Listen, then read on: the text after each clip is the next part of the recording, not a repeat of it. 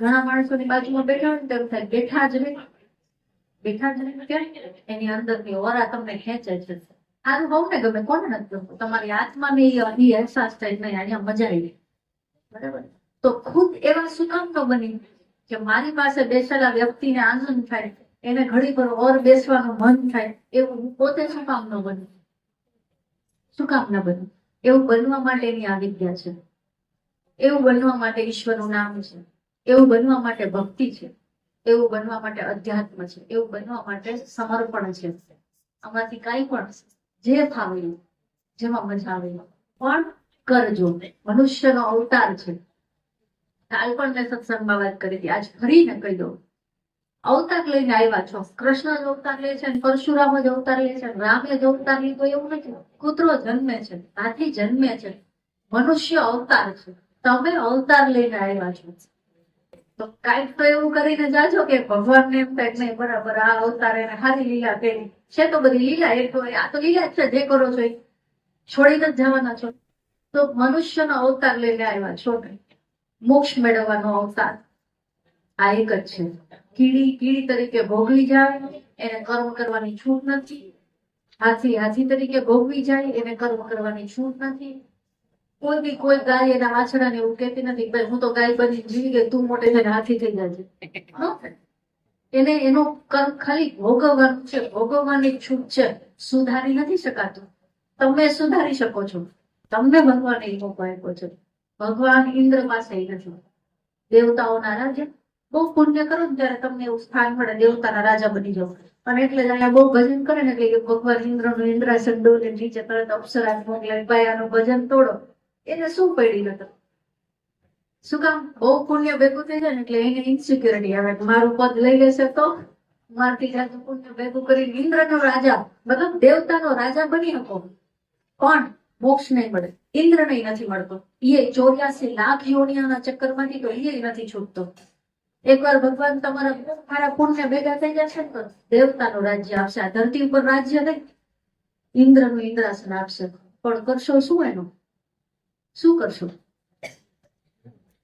84 લાખ યોનીમાંથી છૂટશો તો નહીં, ફરી જન્મવાનો એને દુઃખ તો આવે છે ને. ઇન્સિક્યોરિટી, દાનવોનો રાજા આવી જાય તરત એને યુદ્ધ કરવા પડે છે, લડવું પડે છે. વળી બ્રહ્માજી પાસે ભાગી જાય, વિષ્ણુ પાસે ભાગી જાય. દુઃખ તો એને આવે છે. ઇન્દ્ર થઈ જાવ તો કઈ દુઃખ નહીં આવે એવું નહીં બને. દુઃખ તો આવશે, તોય આવશે. તો શું કરશો? મોક્ષ જ એક એવી વસ્તુ જે તમને ફરી દુઃખી નહીં થવા દે. કેમ કે ફરી જન્મ નહીં લેવા દે. બીજી વાર જન્મ ન લેવો ને એનું નામ મોક્ષ. ફરીને આ દુનિયામાં ન આવો, ફરીને કોઈના ગર્ભના બંધનમાં ન પકડાવું, એનું નામ છે મોક્ષ. અને એ માત્ર મનુષ્ય અવતારમાં થઈ શકે છે, બીજા એકય અવતારમાં નહીં. તો હવે જ્યાં શ્વાસ લ્યો છો ને એની કિંમત સમજો. આ tick tick tick tick time bomb છે, એક ફટ કરીને ફટાકડો ફૂટી જવાનો. ત્યાં સુધીનો ઉપયોગ કરો તો કામનું, નતર ગરમના ધકાટ થયા બધે. અને છતાંય કહું, આ હું હમણાં શરૂઆતમાં જ બોલી, ભગવાનથી ડરવાનું નથી, ભગવાન બીવડાવતો નથી. મારા ગુરુજી એમ કે એવું તો કર્મ કરવું કે ભગવાન નેક્સ્ટ હવે બીજો અવતાર લઈને આવે ને એ બહુ મોટી લાલચ ના આપે, મોક્ષ લઈ લો એવું ના આપે. એમ કે એટલું તો કરી લો કે જયારે ભગવાન અહીંયા અવતાર લઈને આવ્યા હોય ને એના લગ્ન થતા હોય તેની ગંગોત્રી મારી ઘરે આવે ને એટલો તો વ્યવહાર દે એમ કીધું. એવું તો કરી જાઓ. કદાચ આ એક વખતમાં મને મોક્ષ ન મળે તોય ગભરાવાની જરૂર નથી. એટલું તો જીવી જાઓ કે હું એની આસપાસ રહી શકું. જેમ કૃષ્ણની હારે હજારો ગોપીઓ હતી એમ હવે જે અવતાર લઈને ભગવાન આવીને એની આસપાસ રહી શકું ને, એના પગની રજ બનવાનો મોકો મળી જાય તોય ક્યાં મોટી વાત છે. તો એટલું તો કરી જ જાઓ. હાવ બેકાર નહીં જવાનું. બેકાર તો આપણા જાનવરમાં કઈ ફરક નહીં. માણસ થઈને આવ્યા છે તો બહુ જાજુ મોક્ષ કદાચ એક વખતમાં ન પડે, કઈ નહીં ચડાવ પાસ તો થઈ જાવ ને, 2-4 વાર આવશું બરાબર. પણ આવી તો કેવી આવી, કેવો અવતાર લઈને આવશે? ધર્મની નજીક રહી, ઈશ્વરની નજીક રહી, અધ્યાત્મમાં રહી, એવો અવતાર લઈને આવી. એના માટે તો આજ થોડીક મહેનત કરી લેવી પડશે કે નહીં? એટલું તો કરીને જશો. આટલું કરવા માટે ઈશ્વરે પાછા એમાં કેવડી દયા, અનેક માર્ગ બનાવ્યા છે, અનેક તમારી કલ્પના નથી ને એટલા માર્ગ ઈશ્વરે બનાવ્યા છે. હર સંપ્રદાયની પોતાની એક વિધિ છે. પણ નાથ સંપ્રદાયમાં અલગ એટલે છે કે એની પાસે એક નહીં એવી અનેક ઓળખી છે, અનેક ઓળખી. અને એટલે કહેવત પડી સબગર ભટકે નાથ ઘર અટકે. છેલ્લે ત્યાં આવવાનું છે હર એક. મહાદેવ સભામાં બેઠા હતા ને એમના સસરાજી બધાને પદવી આપતા હતા, કોને શું દક્ષ પ્રજાપતિ છે. આ વ્યવસ્થાઓ બધી એને ઉભી કરી, નિયમો છે દુનિયાદારી છે ને એ દક્ષ પ્રજાપતિએ બનાવી. તો બધા દેવતાઓને પોતપોતાના ભોગ નક્કી કરીને દેતા હતા. થોડુંક સસરાને જમાઈને બનતું નહીં એટલે એને શું આપ્યું? શમશાન. મહાદેવ પોતાના જમાતા ને સ્થાને ભાઈ જાઓ શમશાનમાં રહેવાનું તમારે, ત્યાં આસન. તે ઘોડીઓ પાસે નાચવા માંડ્યા. આજુબાજુના બીજા દેવતા કે હરખો સંભળાણું કે નહીં તમને શમશાનમાં સ્થાન આપ્યું, કઈ હારી જગ્યાએ નહીં.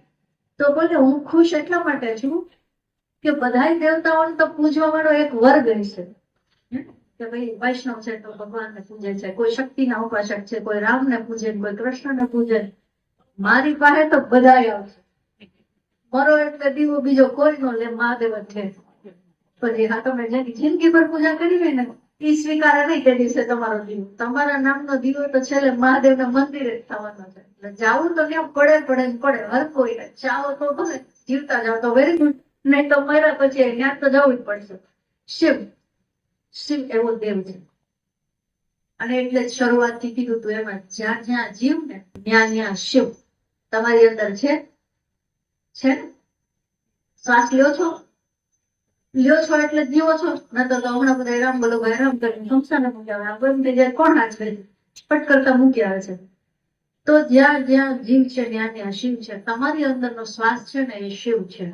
નિર્ગુણ, નિરાકાર, સર્વનો. હાથીનો એવો ને કીડીનો એવો, પાણીની અંદર લે એ અને આકાશમાં ઉડે એ. શ્વાસ તો બધા લે છે, લે ને. તો એ શિવ છે, એ જ ઈશ્વર છે, એ જ પ્રાણ છે, અને એ જ ભગવાન છે. હિન્દુ એક જેવો લે, મુસલમાન એક જેવો લે, કલર ફરતો નથી. બરાબર છે. અને આખા બ્રહ્માંડનું રહસ્ય ખાલી આ બે નસકોરાની અંદર છે. નાકની બહુ વેલ્યુ છે. નાક કાપી નાખે છે, પગ કાપી નાખ્યો, હાથ કાપી નાખ્યો, કઈ ફરક ન પડે. નાક કાપી નાખ્યું બહુ મોટી વાત છે. આ નાકની અંદર આખા બ્રહ્માંડનું રહસ્ય છે. શ્રી વિદ્યાની સાધનામાં આનો પણ ઉલ્લેખ છે. મેં જેમ કહ્યું રહસ્યોથી ભરપૂર છે શ્રી વિદ્યા. બરાબર છે. આ નાક અવડું ગમતું, એની અંદર બે કાન, ગંગા, જમના, ગીડા, બેગડા, ખાલી આટલા ની અંદર. પાછું અહીંયા તો ચશ્મા ટેકવું ને એ જગ્યા હોતી છે. ચશ્મા ટેકવું ને એટલી જગ્યા હોતી છે. એની અંદર પાઇપલાઇન પાછી એક જ છે, ખાલી આટલામાં જ બે છે. તમે શ્વાસ લ્યો છો એ એનથી મોટો દુનિયામાં કોઈ ચમત્કાર નથી. કલાકે આમાં આવે, કલાકે આમાં આવે, કલાકમાં જમણો, કલાકમાં ડાબો. આપણને એમ થાય એની શું જરૂર? આ એક જ ન હોય, મૂળ તો શ્વાસ ને લેવો ને બહાર કાઢવો. આ બે કારણની શું જરૂર છે? આ એક હોવું તો ના હાલે. આ બે છે ને એમાંથી તમારી પ્રકૃતિ થાય.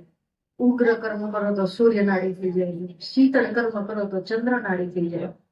દુનિયામાં જેટલું પણ સર્જન થાય છે, તમારા ઘરના કોડિયામાં વાવેલું એક ગુલાબનું ઝાડ, એની અંદર જયારે ગુલાબની કડી ખીલે, જોઈ કોઈ દી? કેમ જોયું? ખીલતા જોઈ? ખીલ ગયા પછી દેખાય? ખીલતા જોઈ ને અંધકારમાં. આ દુનિયામાં જેટલું પણ સર્જન થાય છે ને એ અંધકારમાં થાય છે, ચંદ્રની હાજરીમાં થાય છે સર્જન. બરાબર. અને જેટલું પણ ભરણ પોષણ થાય છે ને એ ગુલાબના છોડને તડકો દેવો પડે તો લંકાઈ જાય છે. ઈ ભરણ પોષણ એ ક્યાંથી મળે છે? સૂર્યથી મળે છે. અને એવું જ આ તમારા નસકોરામાં એક નસકોરું સૂર્યનારાયણનું છે, એક ચંદ્રનારાયણનું છે. કવિ છે, લેખક છે, ચિત્ર બનાવે છે, નૃત્ય કરે છે. જે પણ કલાત્મક કર્મ કરો છો ને ત્યાં તમારો આ સ્વાદ કામ લાગે છે. અને જેમાં પણ તમે ઉગ્ર કર્મ કરો છો, પાવડો લઈને ખેતરમાં લાગો છો, મશીનરી હલાવો છો, ભારે ભરકમ કામ કરો છો, ક્રોધ કરો છો, સર્જન કરો છો, તો ચંદ્ર. અને ભરણ પોષણ કરો છો તો સૂર્ય. અને આ બે આખી વસ્તુ તમારા નાકના બે નસકોરામાં સમાઈને બેઠી છે. ટ્રાય કરજો ઘરે, થોડીક વાર ઉઠક બેઠક કરજો. પહેલા ચેક કરજો કયો શ્વાસ ચાલુ છે. ડાબો ચાલુ હોય ને તો થોડીક વાર ઉઠક બેઠક કરજો. 15-20 ઉઠક બેઠક કરી પછી નાક જોજો જમણું થઈ ગયું છે તરત. ખેતરમાં કામ કરતા હોય ને ઈ માણસનો જમણો સ્વર વધારે ચાલે, અને જે એસી માં બેસીને આમ કવિતાઓ લખતા હોય ને એનો ચંદ્ર સ્વર, અને એટલે જ બે ચંદ્રવંશ અને સૂર્યવંશ કેટલી આજ બી એક અસર છે. બહુ મસ્ત વાત છે. જો બધાને ખબર હોય ચંદ્રવંશી જો કે સૂર્યવંશી ખબર હોય, એક અગ્નિવંશ પણ આવે, એક નાગવંશ, વંશ ઘણા બધા છે, પણ આ મુખ્ય આ બેની વાત કરું કેમ કે ઈડા પીકડા સાથે સંકળાયેલી છે.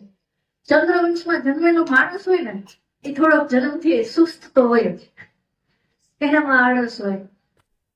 તમારે ઓબ્ઝર્વેશન કરવું. હું શ્રી વિદ્યાની ઉપાસક છું. અમારામાં એ પહેલા અવલોકન શક્તિ જાગી. 10 શક્તિઓની વાત કરી, 10 માં એમાં એક અવલોકન શક્તિ. હું આમ ધ્યાન કોઈ વસ્તુનું ન દેતી હોય, પણ જરૂર પડે એટલે મારી આસપાસની ઝીણી વાત મને ખબર પડી જાય, મને યાદ આવી જાય, પણ જરૂર હોય એટલો જ ડેટા આવે, બીજો નકામો નહીં. એક અવલોકન નામની શક્તિ છે, તો ક્યારેક અવલોકન કરજો. ચંદ્રવંશમાં જન્મેલો માણસ હોય ને સ્વભાવે સુસ્ત હોય પણ કલાત્મક હોય. એને દિવસે વહેલું ઉઠાડવું ને સૂર્યનારાયણની હારે જગાડવું હોય એટલે લોઢાના ચણા ચાવવા જેવું હોય. સવારે નો ખીલે એ રાતે ખીલે, બરાબર. પછી જે વ્યક્તિ સૂર્યવંશમાં જન્મ હોય ને એને જોજો એ સ્વભાવે થોડોક અગ્ર હોય, ઉતાવળ હોય, એની ભાગો ભાગ ફટાફટ ફટાફટ, એનામાં સુસ્તી ઓછી હોય.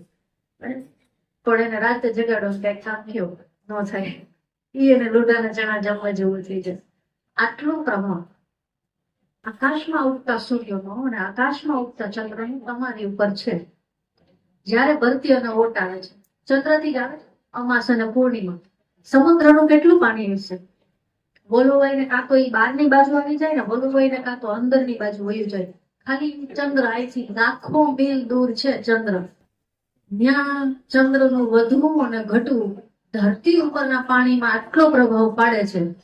તો તમારા શરીરની અંદર 70% પાણી છે, જેમાં પૃથ્વીમાં 70% પાણી સમુદ્ર ને બાકીના ટકામાં ખાલી ધરતી છે, બાકી બધું પાણી છે. એમ જ તમારા શરીરની અંદર 70% પાણી છે. જો આખો સમુદ્ર વલવાતો હોય છે તો એ ચંદ્ર ઉગતો મતલબ પૂર્ણ અને એ ચંદ્રમાં અમાવસ આવે તો તમારા શરીર ઉપર, તમારા મન મસ્તિષ્ક ઉપર એનો પ્રભાવ પડતો હશે, પડતો હશે. એટલે આપણે ત્યાં પૂજા પદ્ધતિઓ એવી રીતે ગોઠવી છે કે અમુક ઉપાસના અમાવસ્યાના દિવસે કરીએ, અમુક ઉપાસના પૂનમના દિવસે કરીએ, પૂનમ ભરવા જાવી, બીજ ભરવા જાવી. આ બધાનું કઈક મતલબ છે. આ બધા આપણે એમનેમ નથી, ગાંડા નહોતા બધા દોડા જતા હતા, એનો મિનિંગ છે. આજની સન્નારીઓ અહીંયા જાજી સંખ્યામાં બેઠા છે. સ્ત્રી તત્વ છે, ચંદ્ર તત્વ છે ને એ, અને સૂર્ય છે ને એ પુરુષ તત્વ છે. જન્માક્ષર જુઓ ને એટલે એમાં ચંદ્રનું સ્થાન છે ને એટલે અહીંયાથી માતાનું સ્થાન નક્કી થયું, અને સૂર્યનું સ્થાન એટલે પિતાનું સ્થાન નક્કી થયું. સૂર્ય છે એ પિતાના સ્થાને છે, ચંદ્ર છે ને એ માતાના સ્થાને છે. હવે ચંદ્રનો સીધો સંબંધ તમારા મન સાથે છે. અમુક અમુક સમયમાં અકારણ જ ક્રોધ આવે, આપણને જ ખબર હોય કઈ એવું તો થયું તો નથી, શેનું આટલો બધો મને ગુસ્સો આવે છે, ના સમજમાં આવે. અને આવું સ્ત્રીઓની હાથ વધારે છે, ખાસ કરીને પુરુષો નહીં થાય છે, સ્વીકારતા નથી. શું કહું? કેમ કે દેખાવા ન દે, અંદર અંદર ભરી ભરી બહાર વહી જાય, આટા મારી આવે, છાપા વાંચવા મને, ટીવી જોવા મળે, એટલે બહાર છલકાતું નથી ને એટલે દેખાય ને ખબર ન પડે. 70% પાણી તો એની અંદર રહી છે, અસર તો થવાની. પણ આ વસ્તુ તમારા શરીરમાં તમને તમારા મનમાં જે મહેસૂસ થાય છે એનો સીધો સંબંધ આકાશમાં ઉગતા ચંદ્રની સાથે છે. હું તમને સમજાવું. કેટલો સમય ચંદ્ર પ્રકાશ લ્યો છો? કેટલો સમય? હજી ગામડામાં જાઓ તો હાંજે ફળિયામાં ખાટલા નખાઈ જાય, અંદર નહોતા બેસી શકતા એટલે નહીં, બહાર ચંદ્રના પ્રકાશમાં બેસવું જરૂરી છે. એટલે ચંદ્ર તમારા મનનું કારણ છે.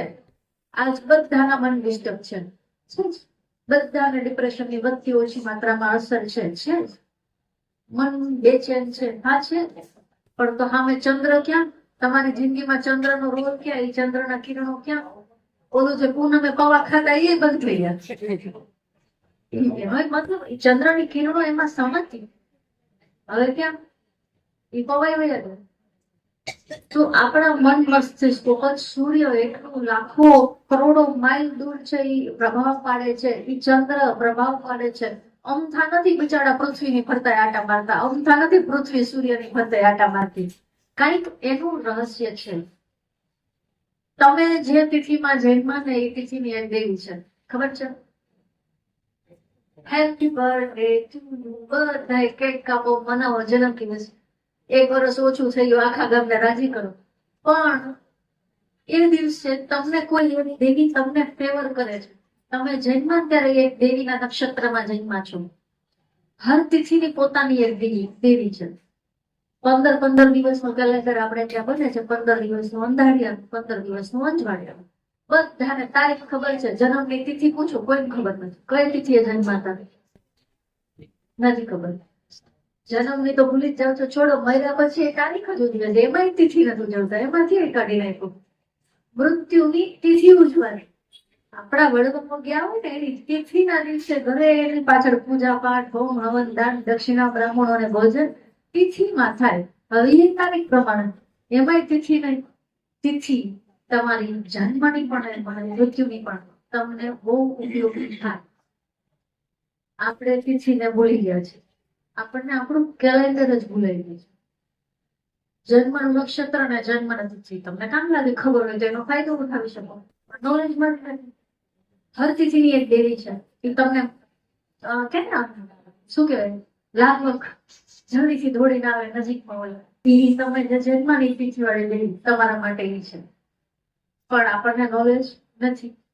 હર એક જન્મ ગરબો જાવ છો ને માતાજીમાં, નવરાત્રી હોય ત્યારે ઘરે લઈ આવો છો ગરબા, પછી નવતા પૂરા થાય એટલે વિસર્જન કરશો, ત્યારે એની અંદર કાણા ગયણા ટપકા હોય ને ખાલી ગરબાની અંદર 27 હોય, 27 નક્ષત્ર હોય. એ 27 નક્ષત્રના 27 કાણા ગરબાની અંદર હોય.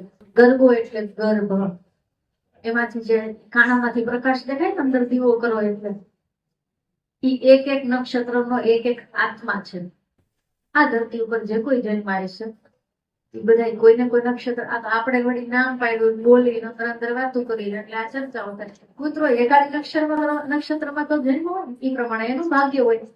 એમ હર આત્મા જે પણ દ્રશ્ય અદ્રશ્ય જીવ જે છે, જેને હું આ આંખે જોઈ શકું ને જેને મારી આંખો જોવા માટે સક્ષમ નથી, નાના નાના બેક્ટેરિયા નથી દેખાતા, પણ એ કોકને કોક નક્ષત્રમાં તો જન્મા જ છે.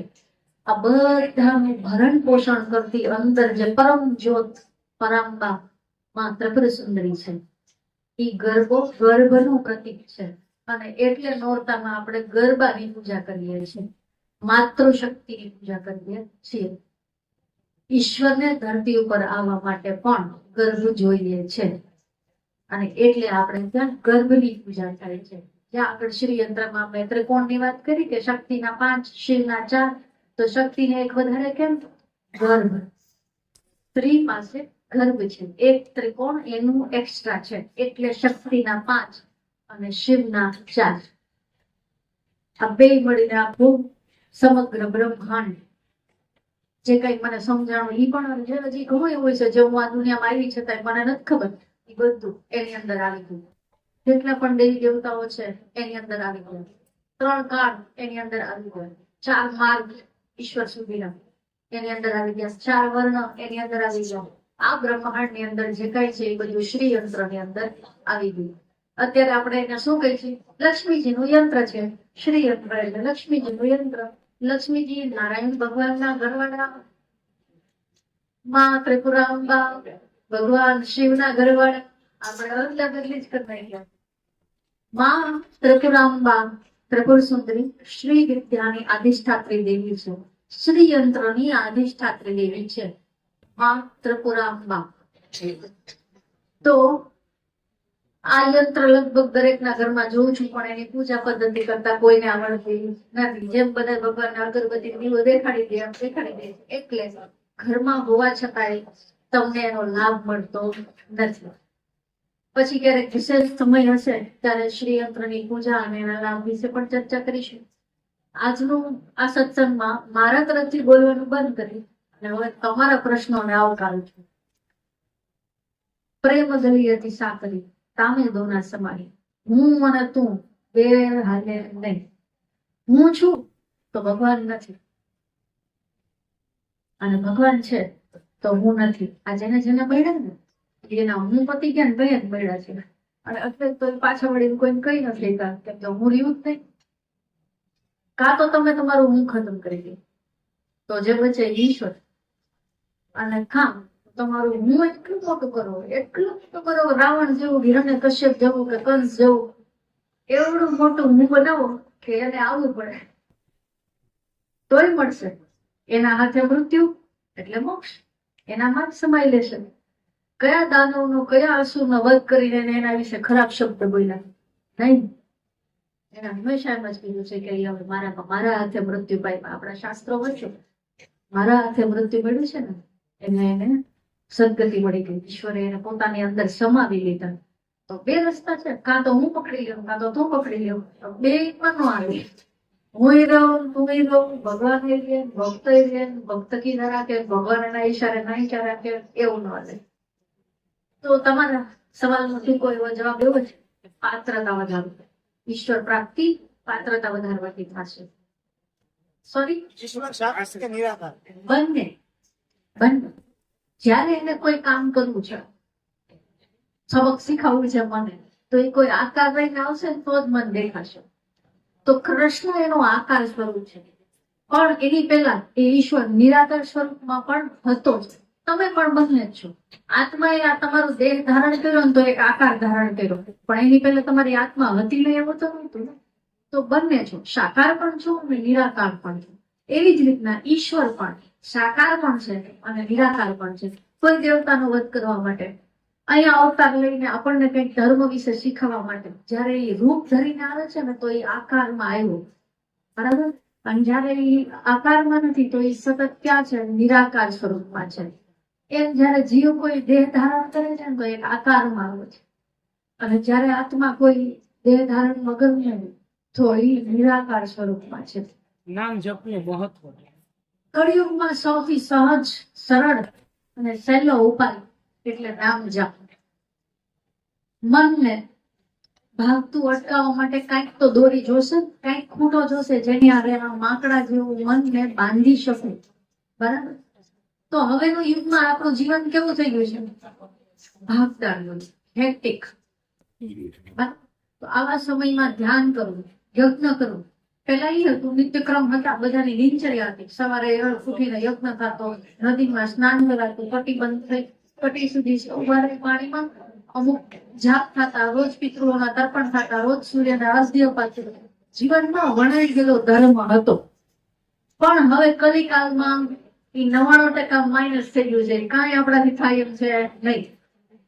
તો એ 1% વધ્યું એ શું છે? નામ જાપ. કે ઈ હજી થઈ શકે એમ છે. હજી એવો સમય નથી આવ્યો કે આપણે નામ જાપ ન કરીએ. એક સમય એવો આવશે એ નહીં થાય. કેમ કે કાળ ક્યાં આવીને બેઠો? મુગટમાં. કળિયુગ આવ્યો, પ્રવેશો, અને રાજા પરીક્ષિતના મુકટમાં આવીને બેઠો. અહીંયા બેઠો ને એટલે અહીંયા કાળ છે. બધાની અંદર અહીંયા કળિયુગ છે. હજી તમે કોશિશ કરો ને તો નામ જાપ થાય ને પછી એક સમય આવશે, ઈચ્છા છે ને તો એ નહીં લઈ શકે.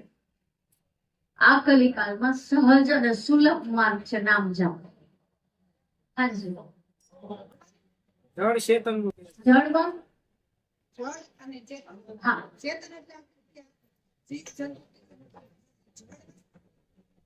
હા છે ને, અણુ અણુમાં છે. તો અનેક અણુ ભેગું થઈ અને આ થાંભલું બન્યું છે. હિરણ્યકશ્યપ થાંભલામાંથી બહાર નીકળ્યા હતા.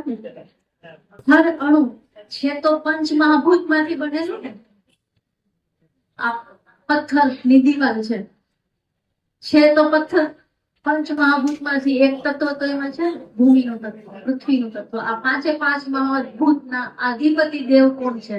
એ હર કણમાં બિરાજે છે. જયારે એને એમાંથી પ્રગટ થવું હોય છે ને તો એ ત્યાંથી બહાર આવશે.